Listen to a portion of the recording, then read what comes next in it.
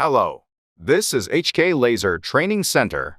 In this time, I will explain how to make MPF with simple circle, nesting, and posting, making MPF by using HK Monocut. To start HK Monocut, click Menu, select on HMI. Click right arrow on the right and click Monocut to start program. Next, you must make circle first. To select circle, set part dimension, diameter, material, thickness, assist gas,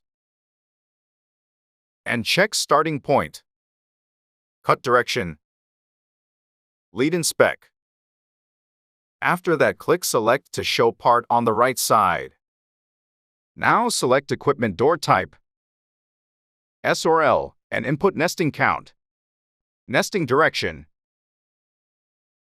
nesting space and margin, recommended 10 millimeters. Click Generate File on below, then whole nesting layout and G-code will be shown. To use this file, click Save to File, set path and file name or create folder. If you need, click Save to save file as MPF. Now go back to HMI and load MPF file by using Add Job and start cutting.